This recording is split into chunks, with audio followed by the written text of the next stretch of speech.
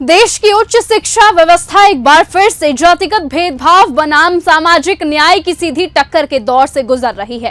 13 जनवरी 2026 को लागू हुआ यूजीसी का नया नियम अब सिर्फ एक प्रशासनिक फैसला नहीं बल्कि देशव्यापी राजनीतिक और सामाजिक बहस बन चुका है। सवाल सीधा है कि क्या यह नियम उत्पीड़न के खिलाफ सुरक्षा कवच है या फिर एक नया विवाद। यूजीसी ये कहता है कि ये नए नियम कॉलेजों और विश्वविद्यालयों में पढ़ने वाले एससी, एसटी और ओबीसी छात्रों, शिक्षकों और कर्मचारियों को जातिगत अपमान, मानसिक प्रताड़ना और भेदभाव से बचाने के लिए लाया गया है। लेकिन अगर किसी को जाति के नाम पर एडमिशन से रोका गया, मूल्यांकन में परेशान किया गया, हॉस्टल में अपमानित किया गया या फिर अलग व्यवहार किया गया तो इसे सीधा अपराध माना जाएगा। नए नियम के तहत हर संस्थान में समान अवसर केंद्र, 24 घंटे की हेल्पलाइन, 60 दिन में जांच और दोषी संस्थान पर मान्यता रद्द करने तक की कार्यवाही का प्रावधान किया गया है।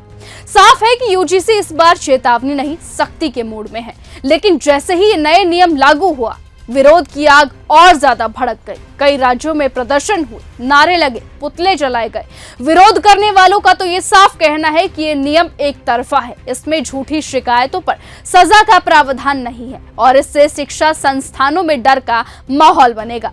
इस बीच अब इसी मुद्दे पर आजाद समाज पार्टी के सांसद चंद्रशेखर आजाद उर्फ रावण का ये बेहद तीखा और सीधा बयान सामने आता है। चंद्रशेखर कहते हैं कि इस नियम का विरोध वही लोग कर रहे हैं जो अभी तक भेदभाव करते आए हैं।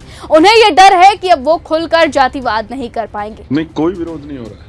वही लोग जो भेदभाव करते थे उनको परेशानी हो रही कि वो भेदभाव नहीं कर पाए। कब तक बहुजन समाज अपने पढ़े लिखे नौजवानों की बलि देता रहेगा, वो जातिवाद की बलि चढ़ती रहेंगे? ये बहुत बड़ा सवाल है। हमने रोहित को खोया, पायल तड़वी को खोया, कब तक? ये तो बहुत दिन पहले होना चाहिए था, देर से हुआ। स्पष्ट रूप से कहना चाहता हूँ, अगर किसी भी दबाव में सरकार ने 1 इंच भी पैर पीछे हटाने की कोशिश की तो हम आगे किसी रोहित वेमुला की जान ना जाए, पायल तड़वी की, तो हम 85% कमजोर वर्ग के लोग, SC, ST, BC के लोग, हम लोग सड़कों पर उतर के इसका विरोध करेंगे। हम किसी कीमत पे अब अपने बच्चों को हायर एजुकेशन सेंटर में बढ़ने नहीं देंगे। ये बात मैं सरकार को बताना चाहता हूँ। चंद्रशेखर आजाद ने रोहित वेमुला और पायल तड़वी का जिक्र करते हुए कहा कि कब तक बहुजन समाज अपने पढ़े लिखे बच्चों की बलि देता रहेगा।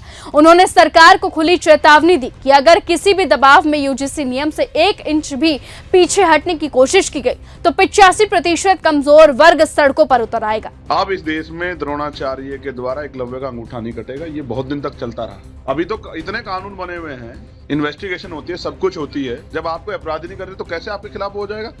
आप किसी पे अपमानजनक टिप्पणी मत करो। एक तरफ आप अपमानजनक टिप्पणी करोगे, ऊपर से आप ये भी सोचते हो किसी को मानसिक प्रताड़ना तो आप पे कार्रवाई ना हो। ऐसा कैसे सोच रहे हो आप लोग? उन्होंने 2 टूक कह दिया कि अब इस देश में द्रोणाचार्य द्वारा एकलव्य का अंगूठा नहीं कटेगा। अब कोई बच्चा हायर एजुकेशन सेंटर में मरने नहीं दिया जाएगा। प्रयागराज में शंकराचार्य विवाद पर भी चंद्रशेखर आजाद ने सरकार को गलत ठहराते हुए कहा कि संविधानवादी होने के नाते वो उस कार्यवाही को गलत मानते हैं और सरकार को माफी मांगनी चाहिए। उन्होंने साफ कहा कि वो वर्ण व्यवस्था नहीं बल्कि संविधान और समानता में विश्वास रखते हैं। कुल मिलाकर यूजीसी का ये नया नियम आज देश के 2 हिस्सों में बढ़ता हुआ नजर आया है। एक तरफ वो लोग हैं जो इसे सम्मान और सुरक्षा की ढाल मानते हैं और दूसरी तरफ वो है जो इसे काला कानून बताते हैं। बड़ा सवाल यही कि क्या ये नियम कैंपस में बराबरी लाएगा या फिर राजनीतिक टकराव की नई जमीन तैयार करेगा? फैसला आने वाले वक्त और जनता की सोच तय करेगी। फिलहाल तब तक के लिए बने रहिए और ऐसे ही देखते रहिए न्यूज गंगा। साथ ही साथ ये नियम आपको सही लगते हैं या गलत,